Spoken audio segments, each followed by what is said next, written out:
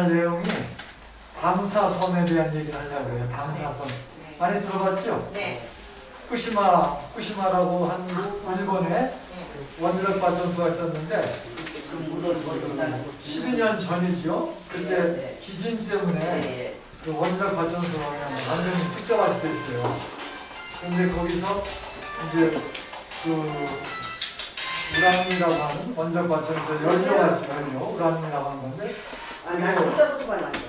그게 있는데 그걸 식혀야 되니까 원자폭탄 들어보셨죠? 네. 항상 마스크 벗어야 돼요. 그래 우리 그 미국이 일본에다가 원자폭탄 2개를 터뜨려가지고 항복했잖아요. 그래서 우리가 해방이 된 거거든요. 원자폭탄 2개 때문에 일본 천황이 그냥 무조건 항복을 했어요. 그래서 우리나라 해방이 됐는데 원자폭탄이 이게 무서운데 그 무서운 원자폭탄을 이제 서서히 에너지가 나오게 해가지고 하는 것이 원자력 발전이에요. 그러니까 한 번에 팍 터지게 하면은 원자폭탄인데 그거를 서서히 터지게 해가지고 열이 나오는 걸 갖다가 물을 덮여서 이제 발전기를 돌려가지고 발전하는 것이 원자력 발전인데 일본의 후쿠시마 그 원전이 지진에 의해서 지금부터 12년 전이니까 뭐 2011년인가 2011년에 3월 21일인가 그때 3월 11일인가 보다 그때 이제 그게 완전 그래서 이제 그걸 이제 거기 있는 연료를 원자력에서 에너지 원 연료를 서서히 해야 되는데 그런 거 안 되니까 물로 계속 시키다 보니까 그 이제 물로 한번 시킵니다. 그럼 시킨 그 물이 이제 그게 오염수라고 그래요. 오염수를 지금 일본서 버린다 그러니까 버리지 말라 아직 그러고 있죠. 네, 지금 버리면 안 된다. 중국이라든지 북한이라든지 우리 한국은 버리면 안 된다. 미국은 괜찮다. 일본도 괜찮다. 그러고 있어요. 왜 그러냐면 방사선 때문에 그런다. 방사선이 나올까 봐서. 네. 근데 뭐가 방사선을 하냐면 그 물속에 있는 삼중수소라고 하는 거. 들어봤죠? 삼중수소. 뉴스에 많이 나오는 게. 그게 이제 방사선을 내니까 위험하다. 바깥에 바다에 버리면 안 된다. 버리면 그것이 물고기가 먹고 그러면 사람이 먹게 되면은 안 된다. 뭐 못하게 하기도 하고. 일본 사람들은 괜찮다. 뭐 하기도 하고 그런데 그 방사선이 나오는 거예요. 일본 사람들 다 그러는 건 아니잖아요. 거기 일부에서 반대하고 그러잖아요. 그렇죠. 예. 일부도 반대하는 사람도 있어요. 어업하는 사람들. 어쨌든 그런 논란이 있는 거예요. 근데 방사선은 우리가 암이 걸렸을 때 방사선 치료하잖아요. 네, 맞아요. 그 방사선을 또 치료도 해요. 방사선이 무섭다고 물 버리면 안 된다고 그래요. 그 방사선이 뭔가 하는 거를 오늘 얘기하려고 그래요. 어디 괜찮았어요? 네. 네. 조금 이제 어려울 수도 있는데 쉽게 할게요. 네. 우리가 이렇게 물질, 그리고 이 세상 모든 우주 만물, 그 물건이 있으면 거기에 물건을 만드는 게 물질인데 그 모든 물질들은 뭐로 되어 있느냐? 원자로 되어 있다. 원자는 조그만 알갱이야. 그런데 우리가 지난번 물에 대한 얘기도 했고 수소에 대한 얘기도 했고 산소에 대한 얘기도 했죠? 그게 다 산소 원자, 수소 원자 그것이 수소 원자 2개, 산소 원자 1개가 결합을 해서 화합을 해가지고 물이 됐다. 물은 분자라고 한다. 원자, 분자. 이게 어려운 말인데 그 조그만 알갱이가 이제 기본 단위가 원자다. 원자가 모아지면은 분자가 되고 분자가 모아지면은 물질이 되고 물질이 모아지면 그게 물건이 된다. 물건이라든지 또는 사람 몸도 마찬가지. 우리 몸도 다 원자로 되어 있는 거예요. 지구상의 모든 물건 물질 다 원자로 되어 있어. 원자로. 근데 그런 원자 한번 따라 이렇게 원자 한번 들어봤어요? 안 들어봤죠? 그렇죠. 원자라고 하면 이제 모든 물건을 만드는 기본 재료다. 근데 그게 알갱이다. 우리가 밥을 한 그릇 퍼서 공기에다가 밥을 넣었어요. 그럼 밥 한 공기가 뭐로 됐어요? 알갱이 하나로 되어 있죠? 밥 공기에서는 쌀 알갱이 하나. 그런 것처럼 밥 공기 속에 쌀 알갱이 여러 개 있는 것처럼 근데 그 밥알은 큰데 원자는 작은 거야. 눈에도 안 보이고 그래. 제가 화학 교수를 했잖아요. 네. 근데 화학 교수를 어떻게 눈도 안 보면서 했는가 그러는데 사실은 눈이 잘 보이는 사람도 원자를 볼 수 있어요, 없어요? 못 봐요. 못 보죠. 맞아요. 저도 안 보이고 다 똑같이 안 보이는 거예요. 그런데 그 원자가 어떤 성질이 있는가 하는 거는 보고하는 게 아니야. 그러니까 우리가 보고하는 게 아니니까 저도 화학을 할 수가 있었는데 그래서 화학 교수를 40년간 한 거예요. 눈이 나쁘지만서도. 네. 그러니까 그런 것처럼 원자라는 거는 이 원자가 어떤 성질이 있는가 이 원자를 가지고서 잘 설계해서 분자를 만들어요. 분자. 그 분자가 어떤 성질이 있어서 그걸 우리가 어디에다 쓸 수 있을까? 그러는 거예요. 그래서 제가 지난번에 한번 얘기한 것 같은데 OLED라는 거 많죠? 네. 그 OLED를 어떻게 원자들을 어떻게 결합시켜서 어떤 분자를 만들어 가지고 파란색을 내는 OLED를 할 건가 하는 걸 연구해서 미국에 특허를 냈어요. 제가 특허. 그래서 미국에 특허가 나오고 그게 이제 일본 특허도 나오고. 근데 그게 뭐 파란색 나오는 거 무슨 여러 사람들이 했어요. 근데 그 속에 저는 이제 실리콘을 집어넣어 가지고서 분자를 만들었어. 그러면은 실리콘은 안정해. 여러분들은 집에 가면 뭐 가구 같은 거, 뭐 욕조 같은데 이렇게 실리콘을 쏜 실리콘 러버라고 하는 거 있죠? 네. 그래서 이렇게 욕조 이런 데다 틈바구니에다가 말랑말랑한 고무 있죠? 예. 그게 실리콘이라. 네. 그게 안정하고 또 자동차에다 그걸 바르면은 실리콘이 있는 걸 바르면은 매끈매끈해가지고 물이 묻어도 방울이 돼가지고 탁 떨어져 버리는 거예요. 그런 실리콘 성질이 있는데 그런 실리콘을 집어넣어 파란색 나는 OLED를 만들어가지고 일본 특허, 미국 특허, 한국 특허를 냈어요. 발명 특허지. 근데 그 특허를 낼 때 그 특허를 내면은 매년 특허비 저걸 내야 돼요. 특허 유지비를 내야 돼요. 그래서 LG하고 화합을 해서 LG는 돈을 대고 그 특허를 내 가지고 생기는 모든 수입은 LG가 갖고 나는 발명가로만 해주고 그 대신에 연구할 때 돈이 좀 들어가니까 또 대학원생들이 일을 해야 되니까 대학원생 등록금 낼 돈을 달라고 해서 받아서 쓰고 그 권리는 LG가 가지고 있어요. LG화학이. 그래서 LG화학에서 그런 걸 가지고 이용해서 돈을 벌죠. 안 그러면 우리가 한다면 내가 발명 특허를 내고 특허를 내면 가만히 있는 그 특허에 대한 매년 특허비를 내야 돼요. 그게 돈을 벌릴 수도 있고 안 벌릴 수 있는데 돈을 안 벌리면은 손해나는 거 아니야. 그래서 우리는 특허만, 특허권, 그냥 뭐 특허 발명가라고 하는 타이틀만 내주면 된다고 해서 돈 받아서 애들 등록금 대주고 그랬었어요. 어쨌든 그렇게 원자를 잘 결합해서 분자를 만들고 그 분자가 어떤 특징이 있는가 하는 특징을 내게 하는 그 설계를 하는 거지. 그거는 눈이 보이는 사람, 안 보이는 사람 아무나 할 수 있는 거예요. 왜? 눈으로 보고 가는 게 아니니까. 그러니까 그런 거를 쭉 해서 40년 했더니 제가 연구한 거 그런 것들 이제 보고서 논문을 내고 뭐 이랬으니까 특허도 내고 논문 냈으니까 그런 세계 인명사전이라고 하는 게 있어요. 그 과학자, 우수한 과학자라고 하는 인명사전에 등재가 된 거야, 예수님. 그래서 그 신문에 이렇게 검색을 해보면 이수민 교수 검색해보면 세계적인 우수한 과학자 인명사전에 등재됐다. 그 세계 사전에서 유명한 사전이 3개예요. 영국에 하나가 있고 미국에 둘이 있는데 거기에 다 등재가 됐다 하고 중앙일보 신문에 막 나왔어. 그 이수민 교수 검색해보면 중앙일보 기사에 나와 있어요. 축하합니다. 10년 전 얘기인데 여러분들한테 격려하는 차원에서 내가 눈이 나빠가지고 아무것도 못해 하는 사람들한테 아니야. 눈이 나빠도 할 수 있는 게 있어. 그거 열심히 하면 돼. 그런 생각을 하면서 눈이 나쁘다고 그래가지고 좌절감이라든지 열등식 할 필요가 없어. 나도 뭐든지 할 수 있어 하면서 여러분들이 행복하게 사는 거죠. 그게 중요하잖아요. 그죠? 행복하게 중요한 거. 그런 격려를 해주기 위해서 한 거지. 제가 자랑하려고 한 얘기는 아니야. 여러분들에게 좀 자존감을 갖게 하려고 한 얘기예요. 어쨌든 그래서 그 원자들이 모아져서 분자가 되고 분자가 모아져서 물질이 되고 물질 가지고서 물건들이 만들어지는 거다.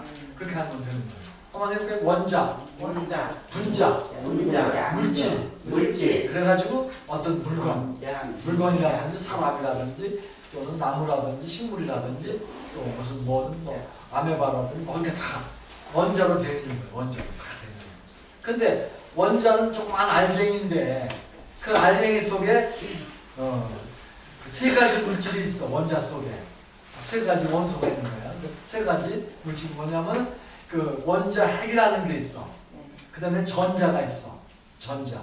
원자 핵과 전자가 있어요.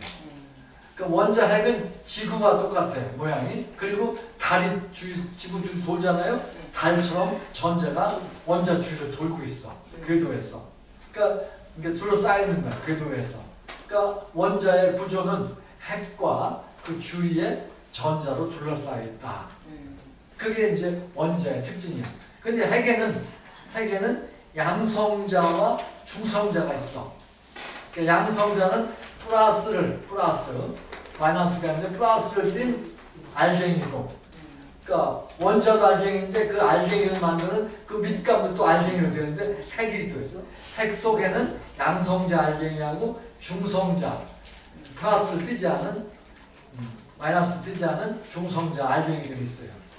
그래서 지난번에 수소 얘기를 했는데 수소는 중성자가 없어. 양성자 한 개에다가 그 다음에 전자 한 개가 있는 게 수소야. 수소. 그게 수소인데. 근데 일본 후쿠시마에서 오염수를 폐기할 때 그 오염수 속에 들어가 있는 게 삼중수소래. 삼중수소.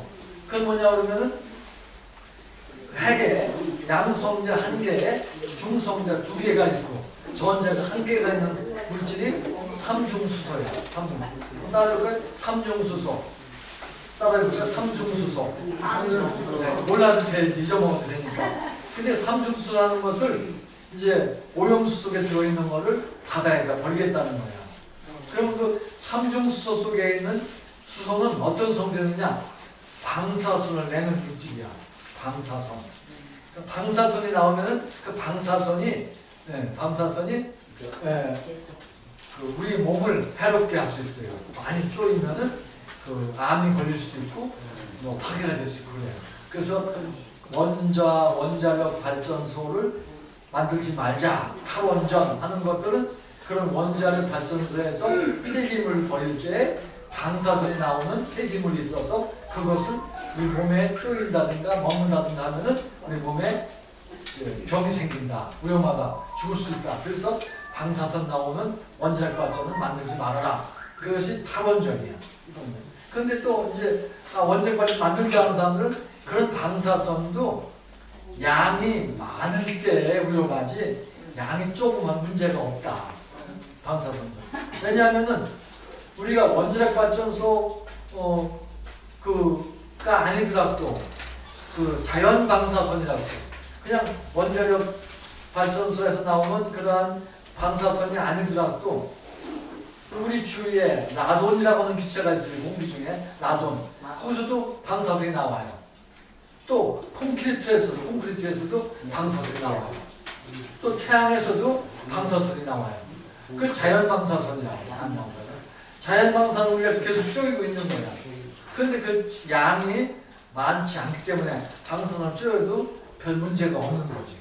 위험하지 않지 뭐.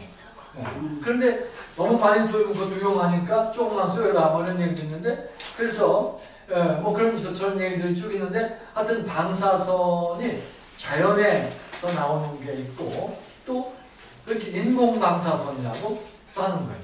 그래서 방사선이 나오는 그러한 물질을 그 방사성 동위원소라고 해요. 이런 말 잊어먹어도 어려운 말이니까 방사성 동위원소라고 하는 그런 물질에서 그 이제 방사선이 나오는 거예요. 방사성 동위원소. 그래서 같은 수소인데 핵에 중성자가 한 개 있고 두 개 있고 하면은 중성자가 한 개 더 있으면은 이중수소. 듀테리움이라고 해요. 중성자가 2개 있으면 삼중수소, 트리튬이라고 해요. 수소 속에도 근데 양이 적어. 우리가 수소, 바닷속에 있는 물 속에는 항상 수소가 있는데 수소 중에서도 이중수소, 중수소라고 해요. 그 다음에 삼중수소가 섞여 있어. 근데 조금밖에 없어, 양이. 우리가 탄소가 뭐 나무에도 있고 모모에도 있고 탄소가 많이 있거든요. 그래서 이 물건이 얼마나 몇 년 된 거냐 하는 거를 이제 측정을 해요. 우리가 지하에서 유물을 발견했어요. 이게 어느 시대의 유물이냐. 또 지하에서 공룡뼈를 발견했어요. 이 공룡이 어느 때 공룡이냐. 이거를 재려고 그러면은 그 공룡 속에 있는 탄소 알죠? 탄소? 네. 우리가 이게 다 탄소야. 그 탄소를 채취해서 탄소 중에 보통 탄소가 12탄소가 보통 탄소야. 근데 거기에 그 아까 얘기한 방사성 동위원소라고 하는 탄소가 또 있어. 그게 탄소 14야. 이 탄소 14양이 얼마 있는가 봐가지고 이게 반감기가 얼만데 그 양을 조사해 보니까 이게 몇 년 전에 100년 전에 1000년 전에 또는 10,000년 전에 있던 거다. 이런 거를 알아낼 수 있는 거야. 그러니까 공고학 지하에서 무슨 뭐 이런 새로운 어떤 물건이 나왔을 때 이게 어느 시대 거냐 하는 거를 아까 얘기한 대로 탄소 14라고 하는 방사성 동위원소를 채취해가지고 그걸 가지고서 반감기가 얼마인데 이게 몇 년 된 거다 알아내는 거예요. 연대 추정하는데 아주 중요한 탄소 14야. 그것도 뭐를 내냐면은 그 방사선을 낼 수 있어요. 방사성 동위원소니까. 그러니까 방사성 동위원소는 어떤 원소에 안정하지 않은 그러한 중성자 수가 다르게 포함되어 있는 그런 거를 방사성 동위원소라고 해요. 우리가 원자폭탄을 만들고 지금 북한에서 핵폭탄 만들죠? 네. 또 우리가 발전소에서 원자력 발전을 하죠? 그때 필요한 그 원자가 뭐냐면 우라늄이야, 우라늄. 한번 따르고 우라늄이 보통 많이 있는 게 우라늄 238이야. 근데 그거는 아무 에너지는 방사선 낼 수가 없어. 우라늄 235가 방사선을 내요, 방사선. 선생님, 핵폭탄하고 일본 폭탄하고 어떻게 틀려요?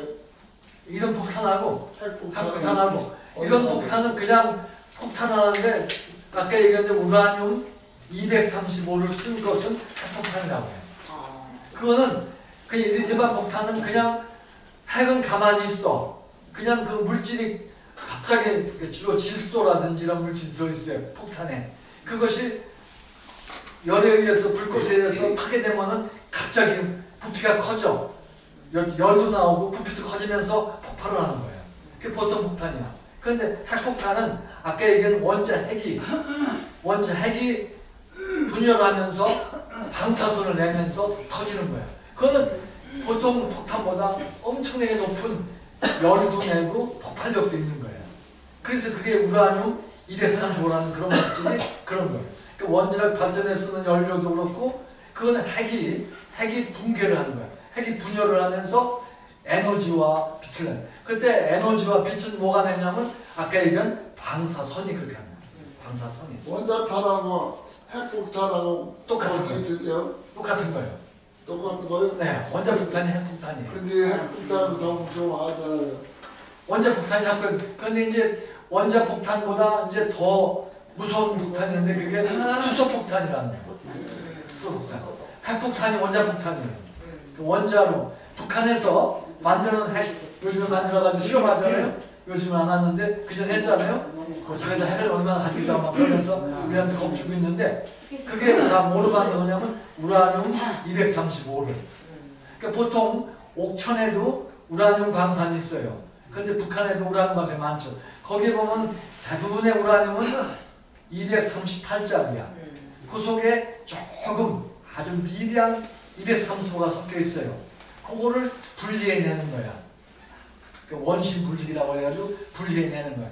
분리. 근데 한국은 그거 분리하는 기술은 있지만은 미국도 못하게 막아. 미국이라는 게 세계에서 원자력 기구에서 핵폭탄 못 만들게 하려고 그거 분리 못하게 해요.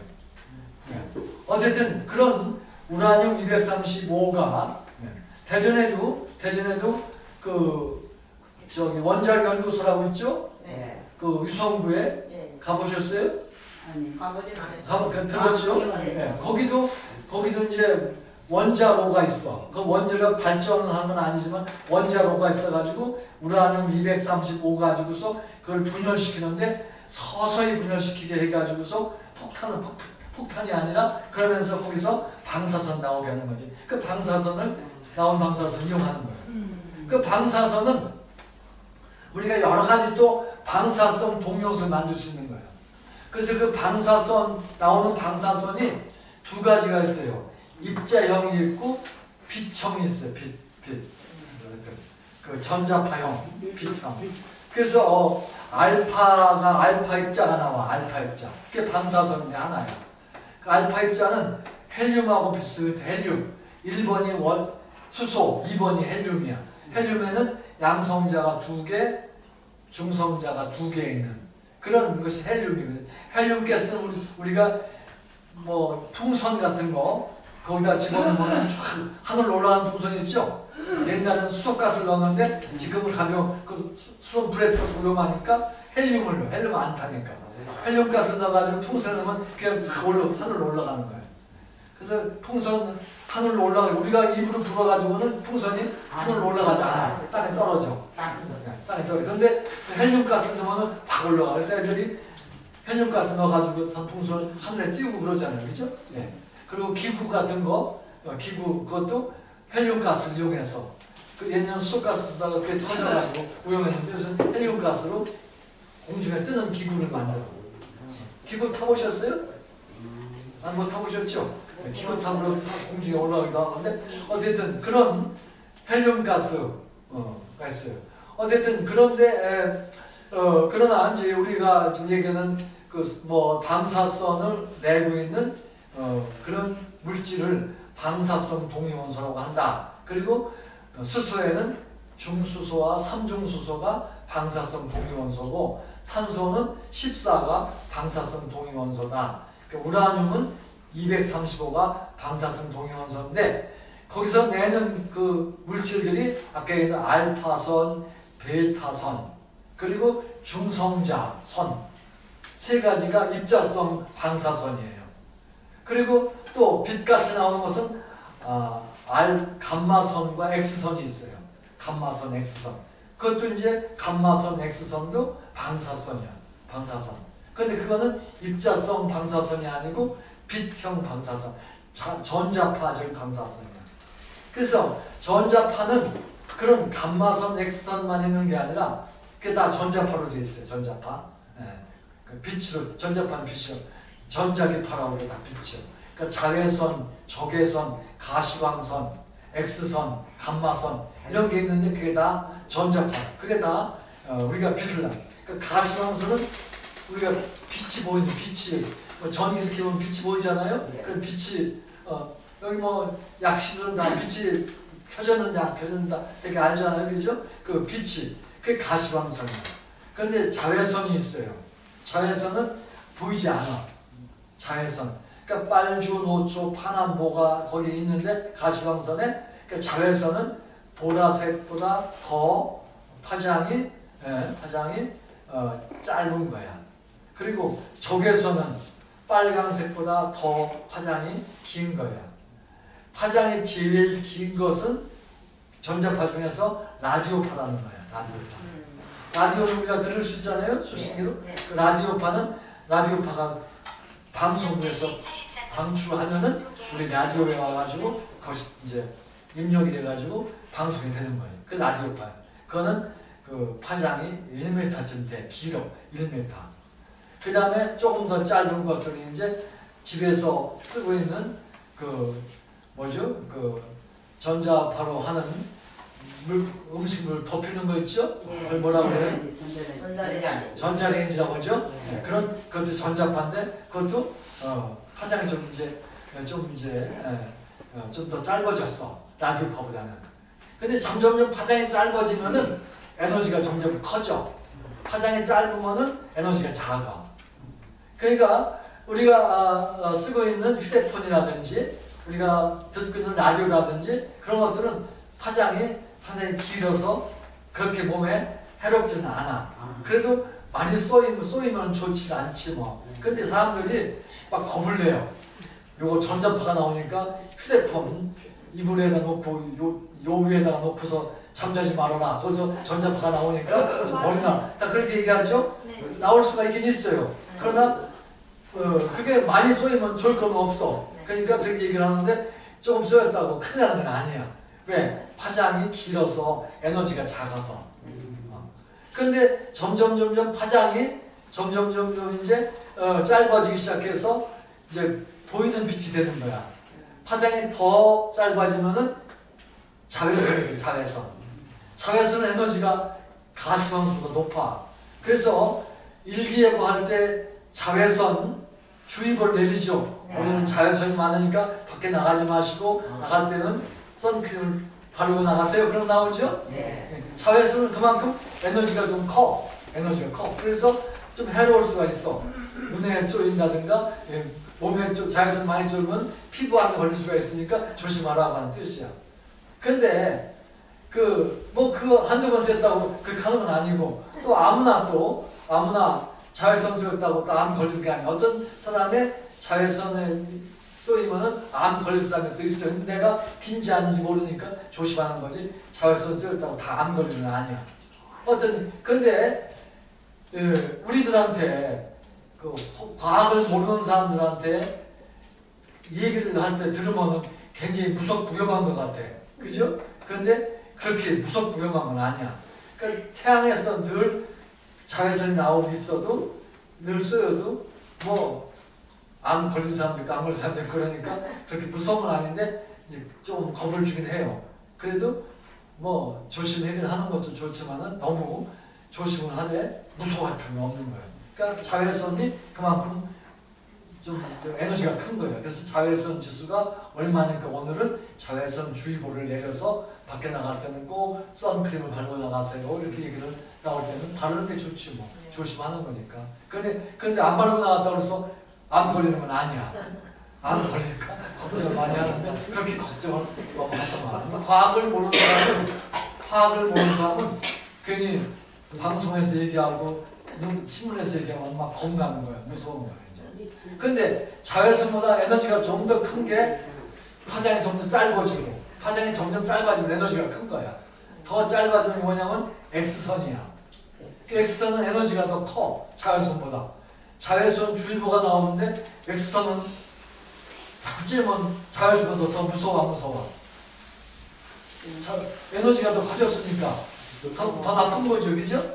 그러니까 자외선보다 X선이 더 파장이 짧고 에너지가 크니까 더 위험한 거야. 쏘이면 안 좋은 거지 더. 근데 자외선 우리는 이 X선 우리는 가끔도 써. 언제 쓰죠?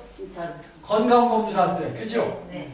우리 허파, 폐 X선 검사해야지 하잖아요. 네. 그때 우리가 X선 쪼이는 거야. 근데 그것도 많이 쪼이면은 안 좋은 거야. 그러니까 X선도 방사선이야. 많이 좀 안 좋아요. 그러니까 X선 촬영할 때 우리는 한번 쪼이면 괜찮은데 그거 하는 그 기사들은 밖에 나가 있잖아요. 안에서 있어오고 자기가 맞아요. 그죠? 그 여러 명을 쪼여야 되니까 해보니까 밖에 나가 있고 우리만 한 번 쪼여. 한두 번 쪼이면 괜찮은데 여러 번 쪼이면 이제 안 좋으니까 그렇게 하는 거예요. X선. 기본은 좀 안 좋죠. X선보다 더 에너지가 큰 것은 감마선이라는 거예요. 감마선. 그 감마선이 아까 얘기한 대로 방사성 동위원소가 핵 분열을 할 때 나오는 거야. 그러니까 원자로에서 또 원자력 발전소에서 우라늄 235에 핵 분열을 하면서 핵이 분열되면서 납이돼 버려요. 납이되면서 내놓는데 감마선도 나오고 중성자선도 나오고 알파선, 베타선 다 나오는 거예요. 그러니까 그런 것들이 나올 때 에너지가 크니까 우리 몸속에 우리 몸에 그 세포들이 있어. 세포 DNA, RNA가 또 있어. 그 DNA, RNA 속에 그런 것들이 쪼이게 되면은 그게 변형을 일으켜가지고 우리가 암이 생기기도 하고 또 그걸 변형을 일으켜가지고 또 죽을 수도 있고 또 그 변형을 일으켜서 또 불임이 되기도 하고 아기가 안 생기기도 하고 여러 가지 부작용이 많이 있는 거야. 그래서 그걸 조심하라는 것이 이제 그게 그래. 그래서 탈원전 원자력 발전소가 있으면 안 돼. 우리는 자연 좋은 그 전기를 내기 위해서 태양광 전지를 써야 돼. 근데 그거는 그게 당연한 말, 맞는 말이에요. 근데 한꺼번에 막 그걸 하려고 그러니까 그걸 이제 서서히 해야 되는데 한꺼번에 막 하려니까 또 부작용이 또 생기는 거예요. 또 막 살림을 훼손해야 되고 또 거기에 들어가는 것들이 이제 또 굉장히 비용이 이제 좋고 또 얼마 쓰고 나면 또 못 써서 다시 또 하고 이러다 보면 막 또 폐기물 뜨면 어렵고 또 부작용이 됐어요. 그러니까 자꾸 발전을 시켜가지고 반도체를 자꾸 발전시켜가지고 더 좋게 만들어야 되는데 갑자기 하려니까 또 이게 안 되네. 그러니까 전 정권에서는 탈원전 하더니 이번 정권은 탈원전도 아니에요. 이제 또 프랑스 같은 데는 뭐 탈원전이 아니야. 독일은 또 탈원전이야. 다 달라요. 그러니까 미국은 또 탈원전이 또 아니야. 그러니까 나라마다 이제 자기 상황에 따라서 우리는 뭘 할 거냐 하는 건데 그렇게 빨리 서두르게 되면은 굉장히 이제 위험한 거죠. 어쨌든 그런 걸 하면은 아까 얘기한 대로 알파선, 베타선, 감마선, X선 이런 것들이 막 나온 중성자선 나오는데 그 알파선 같은 거는 나오긴 나와도 종이 한 장이면 그걸 막아줘. 멀리 가지도 못해. 알파선은 헬륨 입자 같은 거기 때문에 멀리 못 가. 그러니까 별로 위험하지 않아. 근데 감마선하고 중성자선은 조금 위험해. 그래서 그런 것들은 우리가 막아줘야 돼. 그걸 막으려면은 납이 필요해. 납이 잘 막아줘. 콘크리트가 두꺼운 콘크리트가 막아줘. 그런 걸 막으면은 그런 위험한 감마선이라든지 중성자선 또 베타선 이런 것들이 뚫고 못 들어와. 차단시켜줘. 그래서 여기 유성에 있는 원자력 연구소에 가면은 원자로라고 하는 그런 방사선이 나오는 그 우라늄 235를 붕괴시키는 장치가 있어요. 그런데 거기서 나오는 그런 위험한 전자파를 완전히 이런 걸로 차단시켜서 위험하지 않게 만들어 놨어요. 그래서 그거를 이용을 해요. 그런데 그런 것들을 이제 우리가 어디다 쓰느냐. 그러니까 원자로에서 원자폭탄을 만들지 않고 원자로에서 나오는 방사선은 쓸모들이 많이 있는 거예요. 쓸모들이. 그래서 갑자기 폭탄으로 만들지 않고 서서히 붕괴하도록 하면은 거기서 활용도가 참 많은 거예요. 아까 얘기한 대로 첫 번에 활용도는 우리 질병 치료를 해요. 질병 치료, 암 치료를 하는 거야. 예? 우리 집사람이 우리 집 얘기니까 하는데 우리 집사람이 유방암이 걸렸었어. 유방암이 걸렸는데 유방암이 3기였었어. 우리 식구니까 얘기를 하는 거예요. 비밀이 아니고. 남의 얘기하면 그 비밀이지만은. 그러니까 굉장히 위험하잖아요. 위험한데 내가 이제 경험한 거니까 얘기를 하는 거지. 우리 집사람 얘기니까. 그런데 3기면은 굉장히 위험한 건데 아주 요새 한국에 의술이 발달해가지고 세브란스 병원에 갔더니 박모 교수님이었는데 아주 유방암 굉장히 그때 우리 집사람 보는데 되게 나이가 70이 넘으면은 이게 항암이 어려워. 항암은 막 모든 세포를 죽이는 거야. 그런데 이제 우리 집사람 70 넘었으니까 지금 5년 전이니까 5년 전에 걸렸으니까 70이 넘었으니까 이거 항암하면 위험하다. 그래서 수술을 먼저 하고 방사선을 하고 뭐 이래야 되는데 그 의사는 우리 사람의 건강 체질을 딱 보더니 항암을 하자. 항암을 하면은 머리가 다 빠지고 손톱이니 뭐니 우리 입속에 있는 거 있죠?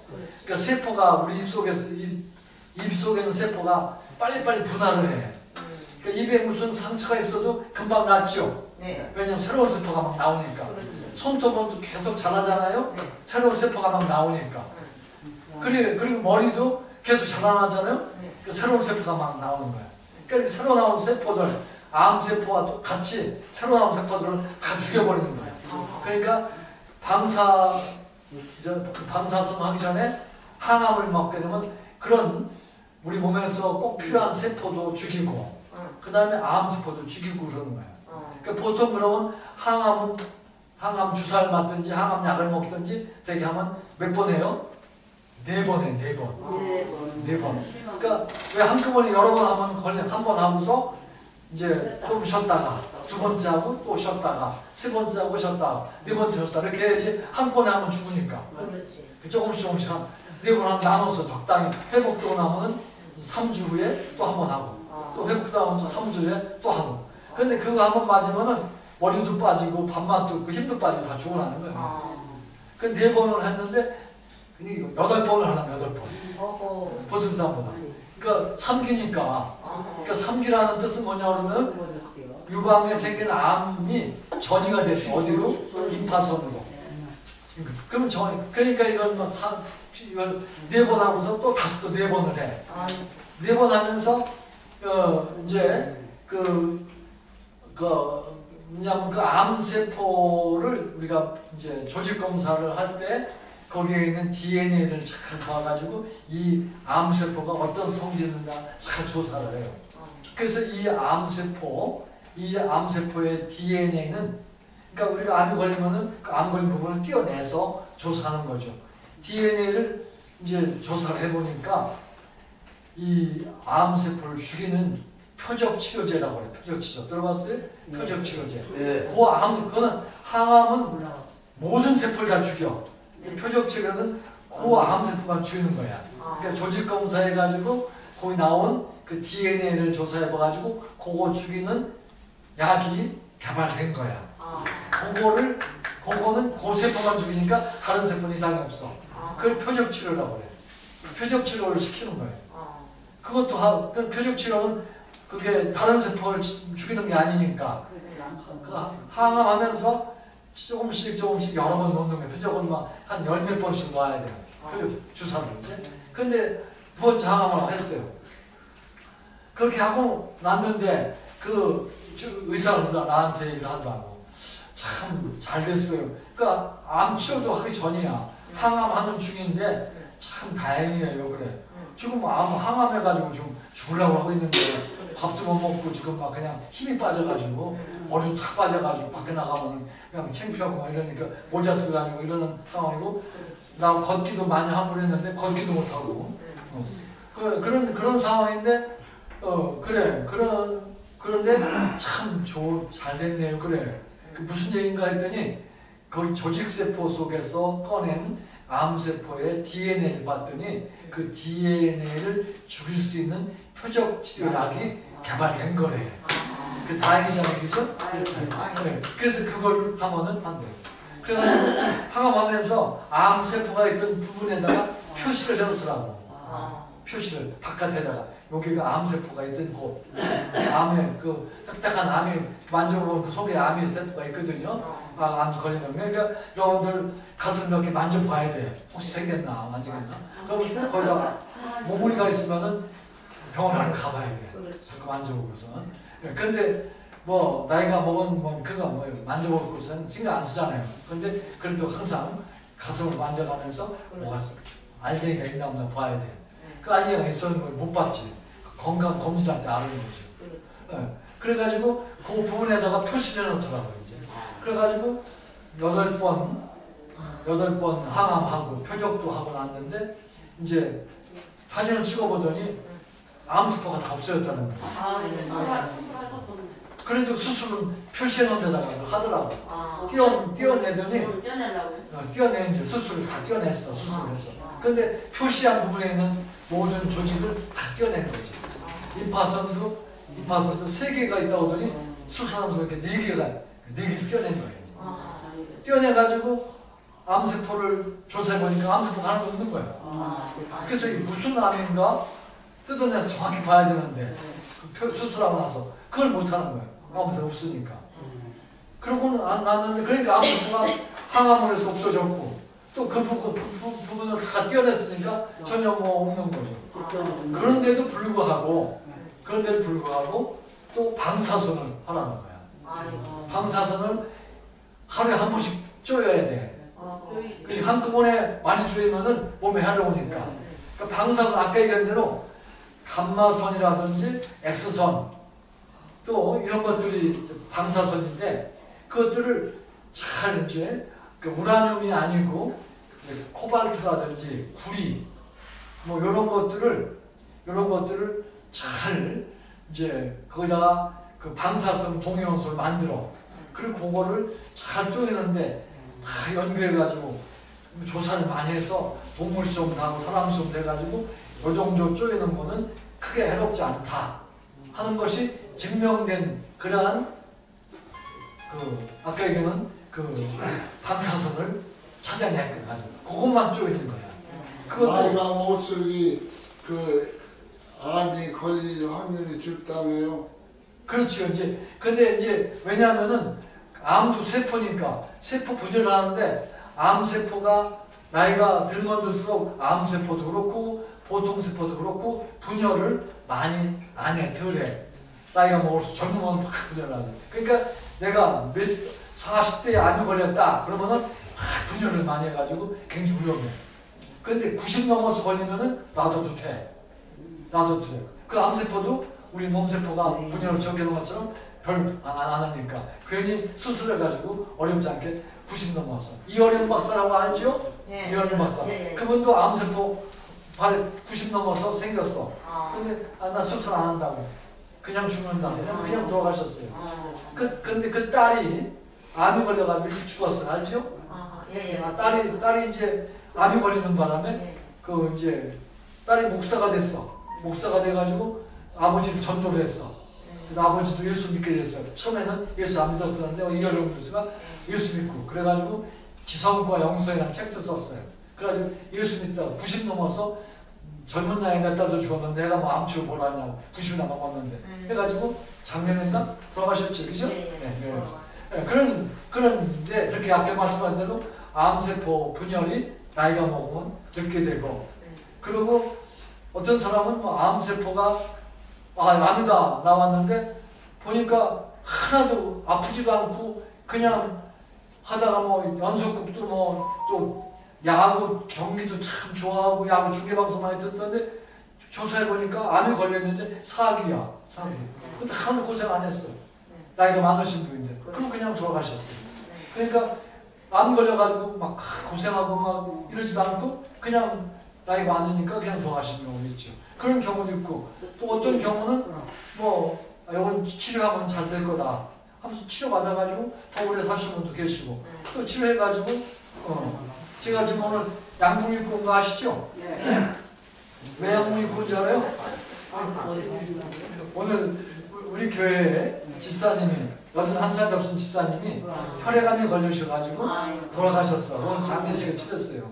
그래서 장례 발인도 하고 그다음에 뭐지 그 화장터 있죠? 거기 가서 화장하고 거기 이제 끝나고 보고 지금 오늘 가서 양복 입고 왔어요. 양복 입고. 이쁘게 하고 오셨는데. 이뻐요? 잘 보시 못하셨는데. 뭐 넥타이도 넣어서 양복 입고 왔죠. 왜냐면 상가집에 가느라고. 그렇게 했는데 그분이 무슨 암으로 돌아가셨냐면 81살인데 혈액암으로 돌아가셨어요. 혈액암으로. 지난 월요일 날 제가 가서 충내병원에 입원하셨어요. 가서 손 붙잡고 기도해 드렸어요. 손 잡고 기도하는 손이 따뜻하고 좀 더 사실 줄 알았더니 그냥 금요일 날 세상 떠나셨어요. 지난 금요일. 월요일 날 제가 손 잡고 기도했는데 제가 기도하니까 미소도 짓고 그랬더니 제가 마지막이었대요. 제가 기도한 그 다음에는 이제 중환자실에 가서 한 이틀 계시다 돌아가셨어요. 편안한 오래 고생 안 하시고 편안하시고 그분이 혈액암인데 그 혈액암이라고 해서 그 뭐라고 하죠? 그 저기 골수 이런 데 문제가 생기는 거 백혈병이라고 그러죠? 할 수 있어요. 근데 뭐 뭐 81세니까 뭐 괜찮으시다 생각하고 예, 많이 달라. 오늘 갔더니 그 유족들은 막 울더라고. 그렇지. 저하고 같이 식사도 했는데 식사한 지가 한 달, 두 달 됐나? 예. 그런데 그때는 막 잘 드시고 이게 몸이 저려요. 저하고 같이 막 식사하시면서 몸이 저려요. 막 그러더라고요. 그러더니 조직 검사 또 암건 이상 6개월에 한 번씩은 꼭 검사를 받더라고요. 그렇지.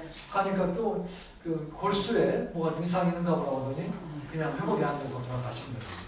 어쨌든 그런 이제 암은 방사선을 쪼이는데 방사선을 쪼일 때 위험하지 않도록 아주 그 부위에다만 정상 부위에 쪼인 거는 해가 안 되도록 양을 잘 조절하는 거예요. 암세포에만 집중적으로 쪼이고 주위는 조금 쪼여도 해가 되지 않도록 하고 그 다음에 하루 뒤에 또 쪼이고 하면서 회복시키고 쪼이고 회복시키고 하면서 그걸 우리 사람 14번을 받았어요. 매일 가서 세브란스에 가서 받았어요. 받고 나서 이제 첫 번째는 항암을 하고 두 번째는 아까 얘기한 대로 수술을 하고 세 번째는 방사선을 쪼인 거예요. 이렇게 방사선을 쪼여가지고 완전히 암세포를 혹시 안 보이는 게 있을까 없을까 해서 다 죽인 거예요. 그럼 완전히 치료한 거죠. 그리고 지금 4년이 됐어요. 저 데리고 운전하고 여기 왔어요. 오늘 새벽에 4시 반에 새벽기도 같이 갔어요. 운전하고. 그리고 또 4시 반에 6시에 또 성모병원에 발인 예배 드리는 데 갔다가 또 거기 정수원에 가서 화장할 때까지 화장해서 모셔다 드리고 지금은 6월 나올 때까지 기다렸다가 지금 여기 또 왔어요. 이제. 그만큼 이제 건강이 된 거죠. 이제. 6개월에 한 번씩 계속 4년간 검사 받았는데 아무 이상이 없는 거죠. 그래도 오늘 안 갔다가 있는 거죠. 근데 거기에 일조한 것이 방사선이다. 방사선은 지금 그 오염수 일본에서 버리면 안 된다 막 지금 나르는데 그 오염수에서 나오는 방사선이 그렇게 무서운 것 같지만은 그러나 그 방사선이 우리의 암으로 치료해주고 있다. 그런 거예요. 그 방사선이 나쁘다, 좋다 이렇게 얘기할 수가 없는 거예요. 좋은 점도 있고 나쁜 점도 있다 이거죠. 무조건 좋다고 방사선 많이 쪼이면 안 되는 거예요. 또 나쁘다고 그래가지고 무조건 방사선 안 쪼이면 안 돼. 그걸 쪼여가지고 암 치료를 해야 돼. 근데 그 방사선이 암 치료만 할 때 쓰이는데 두 가지요. 이렇게 빛을 쪼이는 방법이 있고 그 저기가 있어요. 우리가 갑상선 암이라는 거 들어봤죠? 갑상선에 암이 생기면은 그 마지막에 수술도 하지만은 요오드 치료라는 거 들어봤어요? 요오드 치료. 요오드를 넣어요. 근데 갑상선은 요오드를 잘 흡수를 해. 요오드. 그래서 갑상선 암이 걸리면은 그 요오드를 먹게 되면 그 요오드가 그 갑상선으로 다 몰려들어요. 그 갑상선이 요오드를 잘 흡수를 해요. 그런데 요오드는 어느 음식에 많이 들어있어요? 미역이라든지 기름에 많이 들어있어요. 미역이나 기름. 요오드가 들어가야 갑상선의 기능을 잘하는 거예요. 갑상선의 기능을 못하면은 우리 몸에 또 이상이 호르몬이 적당히 나와서 줘야 됩니다. 그래서 갑상선 암이 생겼다면 요오드를 우리가 먹어가지고 약으로 만든 거야. 그게 121g 요오드 121g 걸 먹어요. 약으로. 그러면 그게 뭐예요? 그러면은 그 요오드 또 뭐 131, 123이다. 121이 아니고 131과 123을 우리가 몸에 주사라든지 먹든지 해요. 그럼 갑상선이 뭐예요? 그러면 거기에 요오드를 잘 검사하면 갑상선이 있는가 알 수가 있고. 근데 거기서 나오는 그 요오드 131에서 나오는 그 아까 얘기한 대로 방사선이 그 갑상선 암을 죽이는 거야. 그러니까 먹어가지고 갑상선에 모인 요오드 131이 갑상선 암세포를 죽여서 치료도 하는 거예요. 그러니까 먹어서 치료하는 방법도 있고 그 다음에 빛을 쪼여서 일본에서 빛을 쪼여가지고 치료하는 방법도 있고 어쨌든 그런 방사선이 우리 암 치료하는데 아주 중요한 일을 한다. 그게 바로 모든 물질에 있는 방사성 동위원소에서 그런 일들을 할 수가 있다는 얘기예요. 어쨌든 방사성 동위원소는 그런 역할을 또 하고 있다. 그리고 또 한 가지는 이제 방사성 동위원소를 가지고 적어도 되게 아까 얘기한 대로 그 동위원소를 쪼이면은 아까 나온 감마선이라는 게 있어요. 감마선은 에너지가 제일 높은 거예요. 근데 그거를 쪼이게 되면은 그 어떤 우리 음식물에 세균을 다 죽일 수가 있어요. 그래서 그 방사선을 쪼여가지고 음식물을 잘 소독을 할 수가 있어요. 그러니까 그 외부에서 우리가 어떤 음식물의 속에 있는 것이 이게 곰팡이가 있는 겉에는 보면 알지만 속은 잘라보든가 이렇게 해야 되잖아요. 네. 자르면 또 운반이 안 되니까. 그러니까 그 속에 병균이라든지 이런 게 있는지 없는지 우리가 안 보이니까 모르는 거예요. 그런데 하나 잘라보니까 그 속에 있는 거야. 그럼 다 잘라볼 수 없잖아. 그러니까 하나만 잘라보니까 그 속에 병균이 있어. 그럼 같은 재배한 어떤 과일이라든지 어떤 채소라든지 식물체 그거는 조사해보니까 속에 있으니까 다 잘라서 보지 않더라도 하나만 잘라보고 나머지 있으면 나머지는 그냥 이렇게 감아서 그냥 쪼여주면 속에 있는 것이 죽어 안 죽어. 예? 잘라보지 않아도 속에 있는 것이 다 죽는단 말이에요. 그러니까 그렇게 소독을 하는 거예요. 그러니까 이 투과력이 참 좋은 거예요. 감마선이. 에너지가 높고. 그래서 투과해가지고 뭐 해롭게 하지 않고 투과해가지고 속에 있는 것들을 다 죽이는 거예요. 그러니까 굉장히 효과적이야. 음식물들, 과일들, 열매들 이런 것들 속에 있는 세균을 죽이는데 아주 좋은 역할을 하는 것이 방사선이야. 그렇게 해서 그러나 그게 무조건 다 하는 건 아니라 그리고 그 방사선이 또 투과만 해서 다 투과해버려요. 죽이고 그 속에 남아있는 거 먹으면 안 되겠네. 남아있지 않은 거예요. 괜찮은 거예요. 그리고 그렇게 어떤 우리가 먹어야 할 음식물을 파괴시키지 않고도 내부에 있는 모든 독성 물질, 균, 세균들을 다 죽일 수 있는 좋은 이점이 있다. 그런 것이 있어요.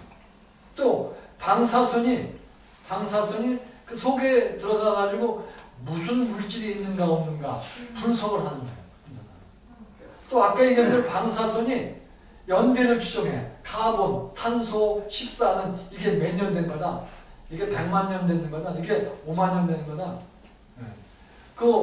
저걸 해보니까 뭐 폭발해서 땅 속에 묻혀있는데 도시가 이게 아주 오래된 거야.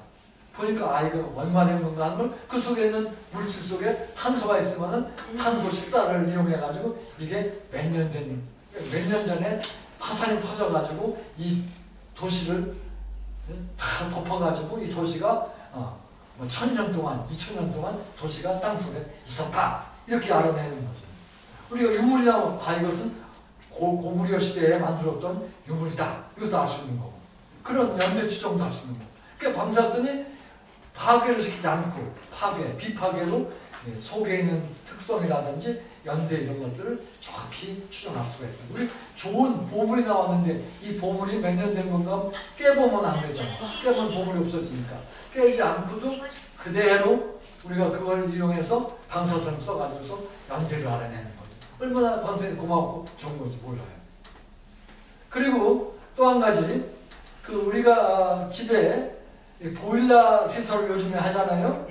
보일러 시설 할 때 그 장판 속에 그 라인을 까는데 옛날에는 불이 본래 철로에 철이 녹슬어. 그러니까 안 좋아. 구리로 하면은 녹이 안 써서 참 좋았어요. 근데 요새 동파이프보다는 이제 폴리에틸렌 파이프를 써. 플라스틱 파이프죠. 그걸 쓰는데 그거는 폴리에틸렌 필름 우리가 집에 알잖아요. 비닐 나오는 거. 음식물 있으면 이렇게 쌓는 거 있잖아요. 그죠? 그게 폴리에틸렌인데 그거를 이제 같은 폴리에틸렌인데 만들어가지고 자외선 감마선을 쏘게 되면 그것이 화학 반응을 일으켜가지고 그물식으로 분자가 연결이 돼버려. 그래가지고 튼튼해져 버려. 딱딱해지는 거야. 그래서 파이프를 만들어. 파이프를 만든 다음에 그걸 쪼여. 방사선을. 그러면은 오래 써도 그게 아주 안정한 거야. 그래서 장판 탈 때 옛날에 구리로 할 때는 비용이 많이 들었어요. 많이 들었어. 근데 요즘에는 구리로 안 깔아. 그냥 그 폴리에틸렌으로 하이덴시티 폴리에틸렌 가교화 시킨 거. 네. 그거는 이제 방사선 쪼인 거. 그걸 깔으면은 술술 그냥 놓고서 꾸물릴 필요도 없고 자를 필요도 없고 그냥 파이프로 된 거를 그 튜브로 된 거를 그냥 방에 깔고서 위에다가 덮으면 되는 거예요.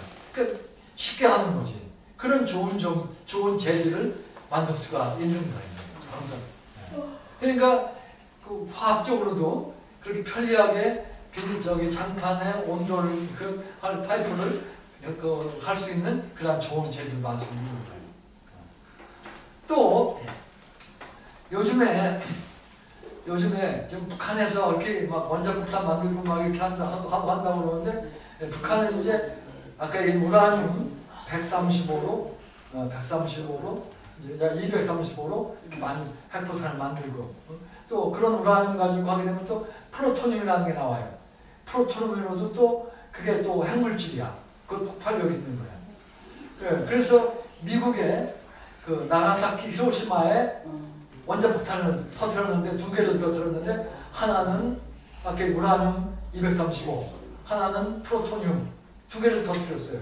그게 다 원자폭탄이 된 거야. 그래가지고 엄청난 사람을 죽이고 다 폭발시켰어요.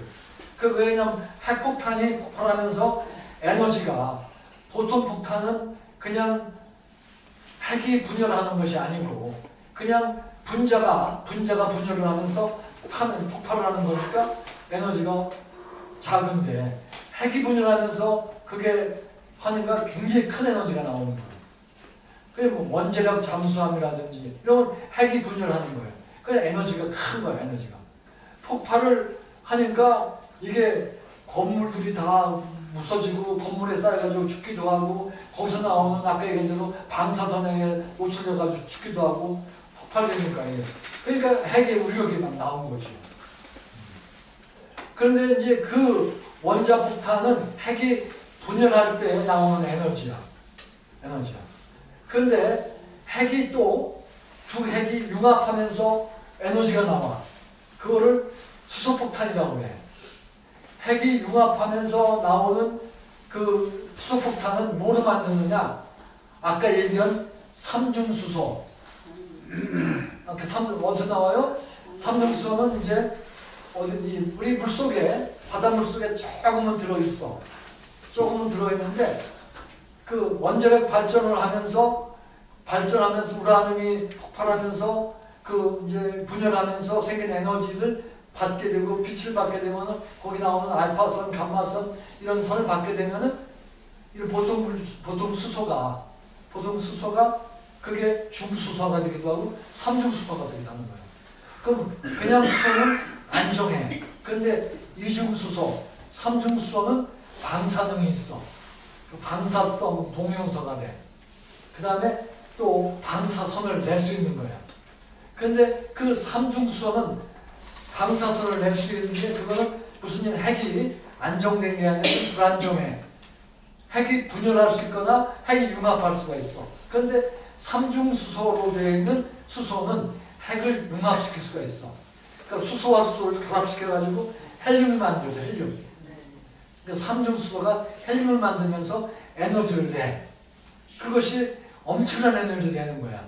그 에너지가 뭐가 그런 일을 하냐면은 햇빛 있죠, 햇빛? 태양에서 에너지가 얼마나 많이 나오는지 몰라요. 빛이 나오기도 하고, 열이 나오기도 하고, 뭐 겨울에 막 추운데 햇빛이 쪼임으로 따뜻해지는 거 아니에요. 햇빛이라고 안 나오면 막 추운데, 햇빛에서 엄청난 에너지를 지구에 쏟아내 주는 거예요. 그럼 그것으로 지구가 적당한 온도로 지내고 있는 거예요. 그러니까 태양에서 나오는 에너지는 아까 얘기한 수소가 결합해서 생기는 에너지야. 그게 엄청난 에너지야. 그런데 그거를 폭탄으로 만들었어. 그게 수소폭탄이야. 그 핵 융합으로 만드는 폭탄. 원자폭탄은 핵 분열로 만드는 폭탄. 수소폭탄은 핵 융합으로 만드는 폭탄. 핵 융합으로 만드는 폭탄은 핵 분열로 만드는 폭탄에 엄청난 에너지를 더 많이 내는 거야. 더 위험한 거지. 그런데 미국도 만들었고 러시아도 만들었고 북한 지도도 만들었다고 그래. 그게 원자폭탄보다 더 무서운 거죠. 수소폭탄, 핵이요. 그런데 그거는 어떻게 만드느냐. 그 아까 얘기한 삼중수소를 천도만 높아라 따져. 우리가 물 밥할 때 물 끓일 때 100도면 끓잖아요. 네. 천도래. 높지. 그러니까 뭐 엄청 높은 온도야. 1000도 이상의 온도를 가해주고 그 다음에 압력도 넣어줘. 압력. 그러니까 1000도 이상 압력을 넣어주고 또 온도를 높여주고 압력을 또 100기압 이상, 200기압 이상 막 해주면은 수소가 핵 융합을 하면서 에너지를 내는 거야. 그게 수소폭탄이야.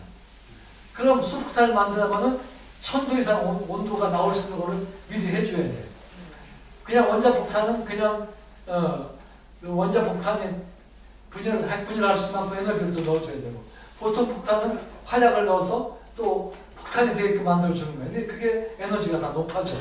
보통 폭탄, 원자폭탄, 수소폭탄 갈수록 높은 에너지를 줘야 그게 핵이 분열되고 또 물질이 분열되면서 폭탄이 되는 거예요. 어쨌든 수소폭탄은 원자폭탄보다 더 무서운 거다. 근데 그것을 미국도 러시아도 중국도 그 다음에 뭐 프랑스도 뭐 영국도 북한도 가지고 굉장히 무서운 거야. 근데 그걸 여기까지 수소폭탄은 써본 적이 없어. 그러니까 요즘에 화두가 수소폭탄은 높은 온도로 해서 핵융합을 시켜서 에너지가 엄청 나오는 거니까 그거를 원자폭탄이 순식간에 폭발하면서 폭탄이 되는 거와 같이 그걸 또 서서히 분열하면은 원자력 발전소 원자로가 되는 것처럼 수소폭탄도 폭탄을 하지 말고 실제 우리가 에너지를 쓸 수가 없느냐. 그건 분열해도 수소밖에 안 나오고 헬륨밖에 안 나오니까 해롭지 않은 거야. 그걸 연구를 하는 건데 아직도 연구를 못했어. 1000도 이상 온도를 높이고 압력을 높여주면서 그걸 서서히 할 수 있게 하는 거는 안 돼. 그래서 우리나라도 핵융합 에너지를 어떻게 우리가 쓸 수 있게 개발하느냐 하는 것이 우리나라 연구를 좀 많이 하고 있는데 아직도 성공을 못했어. 그것만 되면은 원자력 발전보다 더 많은 에너지를 얻어낼 수가 있고 또 해롭지도 않아. 해롭지도 않아.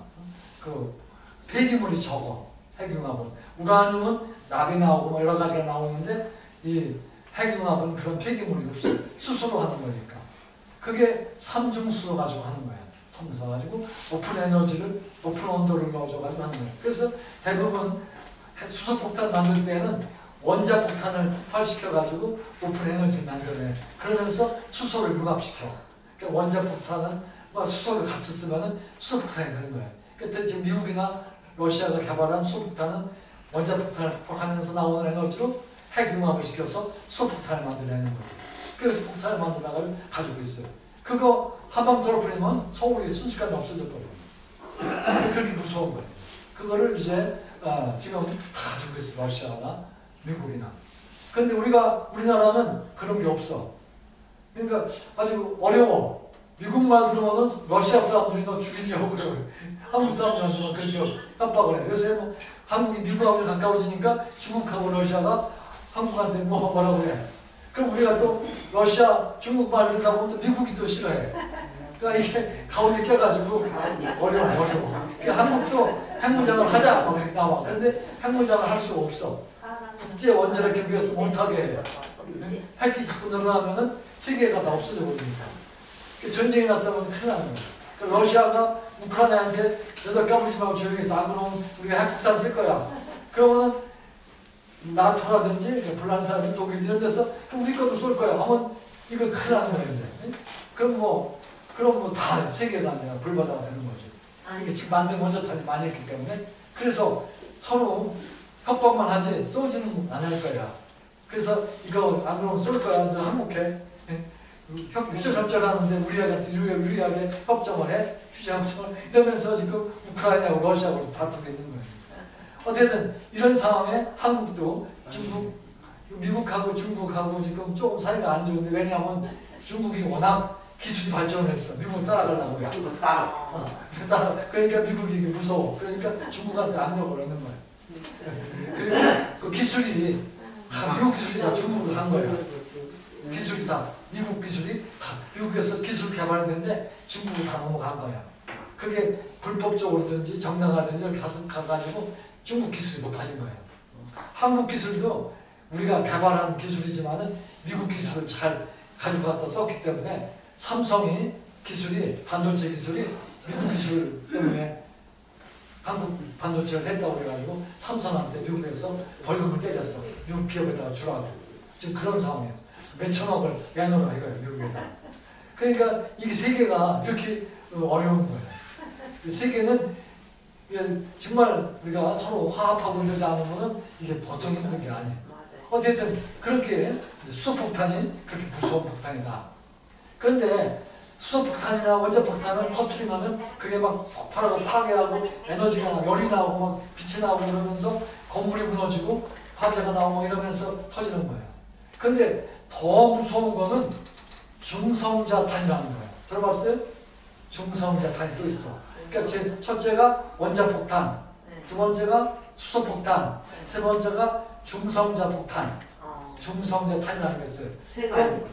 그건 아까 얘기할 때 그 핵이 분열할 때 나오는 물질 가운데 중성자가 있다고. 중성자 입자. 그 중성자 입자를 많이 만들어 가지고 쏘는 거야.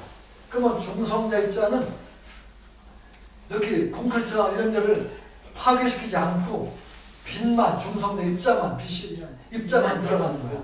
들어가 가지고 그 속에 있는 사람을 죽이는 거야.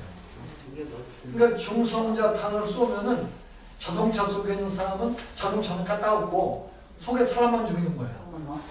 또 어느 건물에 사람이 들어있다. 그걸 거기다 쏘면은 건물은 그대로 있어. 근데 뭐만 죽어? 사람만 죽어.